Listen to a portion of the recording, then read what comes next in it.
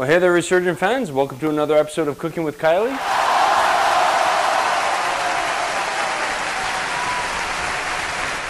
Last month, we baked this big curry dish with chicken and all sorts of stuff. However, we know that not everyone loves that kind of stuff, so we're going to do a lot of really fun recipes today. We're going to bake. Oh yeah, baking's awesome. Everybody loves baking. We're going to bake some chocolate chip cookies. We're also going to bake some lemon scones with raspberry butter. Doesn't that sound awesome? It's amazing. It's really not that hard. You guys are going to love it. You have to understand, if you have never done this before, are about to make an absolute unholy mess. Okay, so the first thing we're going to do is our 3 cups of flour. Now it's all-purpose flour. All-purpose flour. Don't use any other kind of flour because your cookies will probably come out like bricks or pucks. Play some street hockey with them. That's like, you don't want to do that. You don't want to do that because it's embarrassing when your friends eat the cookies. That's why. So we got the flour in there. Now we're going to put in baking soda. The old Arm & Hammer, I know, right? Who knew? It's like 99 cents. Okay, so you need 1.5 teaspoons of this. Now guys, don't be lazy, okay? Use the 1 teaspoon and use the 1/2 teaspoon. Because good luck measuring 1/2 teaspoon out of the, right? Yeah, no. So you just do your 1 teaspoon. You want to make it even, right? It's not overflowing. So 1 teaspoon of that, and 1/2 teaspoon, there you go, 1.5 teaspoons, just like that. Piece of cake. All right, now, 1.5 teaspoons of salt. So, here's our 1/2 teaspoon. Now you gotta aim, guys, because unless you have like salt in an easier dish than this, you gotta aim it in there. All right, so now you got those 3 things in, you're gonna wanna whisk them together. Obviously you know what whisks are, right? They're one of these. Just do it gently, guys, right? Don't knock the flour all over the place. Every time you touch flour, it creates this plume of smoke. So just nice and easy, all right? So look, you got a nice fluffy mixture right there. All right? So now we're getting into the really gross stuff. You ready for this? Now we're gonna make the wet mixture. You're gonna mix in 1 cup of butter. Now remember, we explained to you the package, right? How it has the measurements. Use that. But guys, you're going to want to heat this up in the microwave a little bit, let it soften because it's going to be impossible to mix otherwise. So we've already done that. Put that in there. Got 1 cup of regular granulated sugar, usual sugar that you'd find anywhere. Right, so you put that in there. And then you have 1.5 cups of lightly packed brown sugar. Now, lightly packed, what does that mean? Essentially, here's the deal. When you take brown sugar and you pour it out of a pack, it comes out in like clumps and balls, which sucks, okay? So it'll look like it's 1.5 cups, but it's not. So you gotta pack it down, get rid of all the big air pockets, and then you just top it up, all right? So that's what it's gonna look like. Dump that in there. Well, see, it just came out like a whole brick, though. That was great. It's like a can of soup. All right, now, get the trusty mixer out. These, they're pretty common and they're not that expensive, so you can get them. If you don't have them, you can borrow it off your mom. She'll be so proud of you that you're baking something on your own. She'll be happy to give it to you, all right? Or off your friends or whatever, right? But because otherwise your choice is a whisk and you're gonna have arm cramps. You might look like Popeye. It's not gonna be good, all right? So we're gonna like this, all right? It's exploding all over the place. All right, guys, so now you can take out your eggs. Now it tells you to crack 1 egg in a bowl, lightly whisk it, and then spoon out 1 3/4 tablespoon or teaspoons of it. Okay, so, wow, okay, well, stop it now, egg. Son of a, who makes these eggs? Stupid chicken. All right, let's try this again. Okay, so it's sort of 1.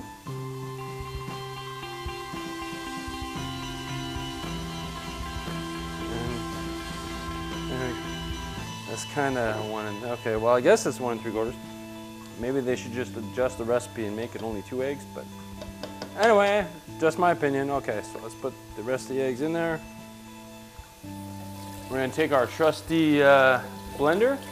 I'm gonna whip it up again, and it's gonna turn out actually really smooth, light and fluffy. It's gonna be great. Okay, so we've got the eggs into the wet mixture, right, which is the sugar and the butter that we did last time, and it comes out really smooth. Essentially, what you want it to look like is peanut butter. That's the easiest way to describe it. If it comes out the consistency of Kraft smooth peanut butter, you're good to go. All right, you don't want to beat it for too long. So now we're going to put our flour in there. Now guys, you're going to use the blender again, the little hand mixer, but you're going to go slow this time, right? Don't crank it full blast. bad idea. All right, so, whoa, look, did you see the stuff fly off? All right, guys, so we got the two mixtures together. Essentially, when it's sticking like this, pretty much when it's ready to go. You don't want to beat it forever, just until it's mixed properly. That's so good. Cookie dough is awesome. Now we're gonna put the chippets in. This is the fun stuff, all right? 2.5 cups of this, all right? So we're gonna do 1.25 cup of the chocolate and the rest of the peanut butter. Now always, guys, this is very important. Quality assurance insists that you pour a little few chippets in your hand and eat them yourself. Make your cookies about this size, but as my friend said, it needs to be the right size to dip in milk, but it's gotta be small enough to fit into the glass. It's genius, I know.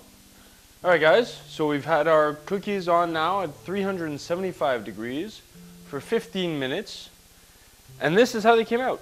They smell amazing, they taste amazing. As you can see, we've already sampled one. They taste awesome.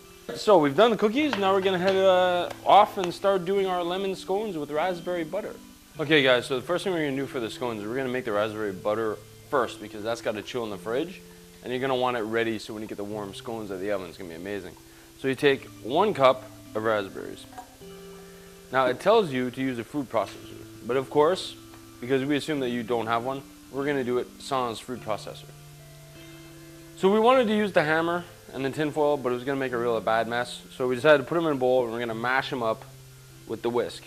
So we've totally squished the crap out of this and made sort of our own juice out of it. So what you're gonna do is you're gonna get a strainer. Now you want one with like tiny enough holes, because what you're aiming to do is get rid of the seeds. All right, so you watch. Now, as we do this, we're hoping some of it's gonna drip through. There we go, see it starting to come through? See it there? Perfect. 3/4 cup of butter, unsalted, and let it soften, guys, because you're trying to blend this thing. It's not gonna be so easy. You get our nice little mixture that we had before, and then you plug it in. Okay, so now that we've plugged in our mixer, we can turn it on again and start mixing the raspberry juice in with the butter. Now the final touch for this is sometimes raspberries can be a little bitter, so you want to take 3 teaspoons of icing sugar. Now you specifically want to use icing sugar because regular sugar is way too granular. This stuff is really, really fine. If you look at it, it's almost like a powder, see? So that's what you want to do. 3 tablespoons of those. That'll make it nice and sweet. So mix that all up. We're going to stick it in a bowl, and we're going to put it in the fridge for about an hour. All right, guys, so now we're going to start making the scones. First thing you do is you're going to mix all your dry ingredients together.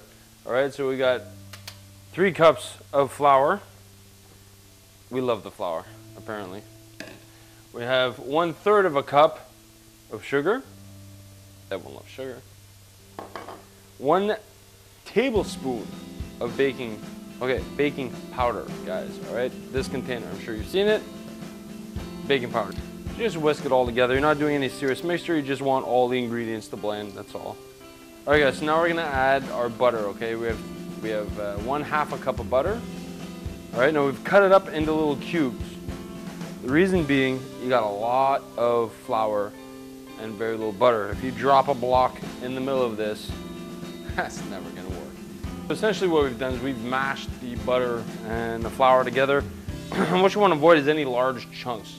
But a good way, if you're doing it with a whisk, is the push and turn, right? So just give it like a little. And if your arm starts to cramp, you can switch arms, you know, or you can work out, whatever. Now we're going to mix in the stuff to make it a little bit more doughy. All right, so we have 1 cup of buttermilk. Now we have also 35% cream or whipping cream. You take 1 tablespoon of that. So now I have to endeavor to get it out of the whisk. That's new. It sticks to your hands too. We got that mixed together. Now what makes them lemon scones is we're going to actually use what's called the zest of 2 lemons. Now what is the zest? The zest is actually the peel.